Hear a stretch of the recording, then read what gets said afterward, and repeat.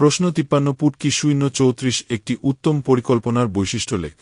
যা B 2015 2018 2020 হিসাববিজ্ঞান 2014 2015 2016 2021 finance.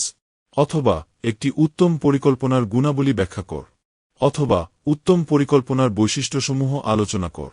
অথবা একটি আদর্শ পরিকল্পনার গুণাবলী উল্লেখ কর। উত্তম পরিকল্পনা হল এমন একটি দিকনির্দেশনা যা কোনো কাজ শুরু করার আগেই অত্যন্ত সুচারুভাবে তৈরি করা হয়, যাতে ভবিষ্যতে কোনো গোলযোগ ছাড়াই কাঙ্ক্ষিত লক্ষ্যে পৌঁছানো যায়। সহজতম ভাষায় বলতে গেলে, আমরা যখন কোনো কাজ নিখুঁতভাবে শেষ করতে চাই, তখন আমাদের মনে মনে একটি নকশা তৈরি করতে হয়, যেমন কি করব, কিভাবে করব এবং কখন করব। এই নকশাটি হল পরিকল্পনা। আর যখন এই নকশাটি সঠিক তথ্যের উপর ভিত্তি করে তৈরি হয় এবং এটি বাস্তবায়ন করা সহজ হয়, তখনই তাকে বলা হয় উত্তম পরিকল্পনা। একজন নতুন শিক্ষার্থীর জন্য বিষয়টি এভাবে বোঝা সহজ যে, পরিকল্পনা হল সাফল্যের অর্ধেক। আপনি যদি একটি ভ্রমণের পরিকল্পনা করেন এবং তাতে বাস কখন ছাড়বে, কোথায় থাকবেন আর কত টাকা খরচ হবে, সবকিছু যদি আগে থেকে ঠিক থাকে, তবে ভ্রমণটি আনন্দদায়ক হয়। ঠিক তেমনি একটি ব্যবসায়িক প্রতিষ্ঠানেও সম্পদ, সময় এবং শ্রমের সঠিক ব্যবহারের জন্য একটি আদর্শ বা উত্তম পরিকল্পনার প্রয়োজন হয়। এটি মূলত একটি মানচিত্রের মতো কাজ করে, যা প্রতিষ্ঠানের সকল কর্মীকে তাদের গন্তব্যের দিকে এগিয়ে নিয়ে যায়। আপনার দেওয়া তথ্যের আলোকে একটি উত্তম বা আদর্শ পরিকল্পনার 10টি সহজ এবং বিস্তারিত বৈশিষ্ট্য নিচে আলোচনা করা হল।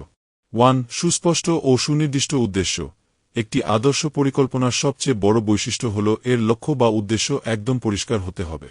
উদ্দেশ্য যদি ঘোলাটে হয়, তবে যত ভালো পরিকল্পনাই হোক না কেন, তা কাজে আসবে না। প্রত্যেকে যেন বুঝতে পারে ঠিক কী অর্জনের জন্য কাজ করা হচ্ছে। 2. সহজবোধ্যতা ও স্পষ্টতা। পরিকল্পনা তৈরি করেন ওপরের পর্যায়ের কর্মকর্তারা, কিন্তু তা মাঠ পর্যায়ে বাস্তবায়ন করেন সাধারণ কর্মীরা। তাই পরিকল্পনার ভাষা এবং ধরন এমন হতে হবে যেন সাধারণ শ্রমিক বা কর্মীরাও তা সহজেই বুঝতে পারে এবং সেই অনুযায়ী কাজ করতে পারে। 3. নমনীয়তা বা পরিবর্তনের সুযোগ। পরিবেশ সবসময় একরকম থাকে না। হুট করে পরিস্থিতি বদলে যেতে পারে। একটি উত্তম পরিকল্পনার গুণ হল এটি পরিস্থিতির সাথে তাল মিলিয়ে পরিবর্তন করা যায়। অর্থাৎ প্রয়োজনে যেন পরিকল্পনা কিছুটা রদবদল করে কাজ চালিয়ে নেওয়া যায়, সেই ব্যবস্থা থাকতে হবে। 4. বাস্তবমুখী ও যুক্তিগ্রাহ্য। পরিকল্পনা কখনোই আকাশকুসুম কল্পনা বা অনুমানের ওপর ভিত্তি করে হওয়া উচিত নয়। এটি হতে হবে বাস্তবসম্মত।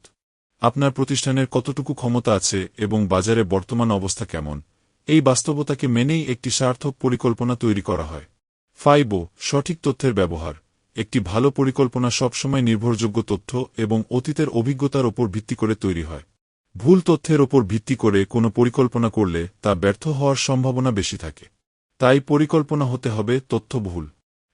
সমন্বয় ও ধারাবাহিকতা। প্রতিষ্ঠানের বিভিন্ন বিভাগ, যেমন ক্রয়, বিক্রয় বা উৎপাদন থাকে। একটি উত্তম পরিকল্পনা প্রতিটি বিভাগের কাজের মধ্যে চমৎকার মিল বা সমন্বয় বজায় রাখে। এটি নিশ্চিত করে যে প্রতিটি ছোট কাজ যেন মূল লক্ষ্যের সাথে যুক্ত থাকে। 7. সর্বোত্তম বিকল্প গ্রহণ। কোনো একটি কাজ করার অনেকগুলো উপায় বা বিকল্প থাকতে পারে। একটি আদর্শ পরিকল্পনা অনেকগুলো উপায় যাচাই বাছাই করে সবচেয়ে কম খরচ এবং সবচেয়ে লাভজনক উপায়টিকে বেছে নেয়। 8. সম্পদের সর্বোচ্চ ব্যবহার। প্রতিষ্ঠানের হাতে থাকা টাকা, যন্ত্রপাতি এবং জনশক্তির যেন একটু অপচয় না হয়, পরিকল্পনা তা নিশ্চিত করে। সব সম্পদের সদ্ব্যবহার করাই একটি দক্ষ পরিকল্পনার বৈশিষ্ট্য। 9. অবিচ্ছিন্নতা বা নিরবচ্ছিন্নতা। ব্যবস্থাপনা একটি চলমান প্রক্রিয়া। তাই একটি পরিকল্পনা শেষ হওয়ার আগেই পরবর্তী কাজের জন্য নতুন পরিকল্পনা তৈরি রাখতে হয়। প্রতিষ্ঠান যেন কখনোই পরিকল্পনাহীন অবস্থায় না থাকে, সেই ধারাবাহিকতা বজায় রাখাই উত্তম পরিকল্পনার কাজ। 10. গ্রহণযোগ্যতা ও অংশীদারিত্ব। পরিকল্পনা যাদের দিয়ে বাস্তবায়ন করানো হবে, অর্থাৎ কর্মীদের কাছে এটি গ্রহণযোগ্য হতে হবে। কর্মীরা যদি পরিকল্পনাটিকে ইতিবাচকভাবে গ্রহণ করে এবং নিজেদের মনে করে কাজ করে, তবেই তা সফল হয়। এজন্য আজকাল কর্মীদের মতামত নিয়েও পরিকল্পনা করা হয়। গ্যারি এমেডস। আমি কি আপনাকে একটি উত্তম পরিকল্পনা কিভাবে তৈরি করতে হয় বা এর বিভিন্ন ধাপগুলো সম্পর্কে আরও বিস্তারিত তথ্য দিয়ে সাহায্য করতে পারি?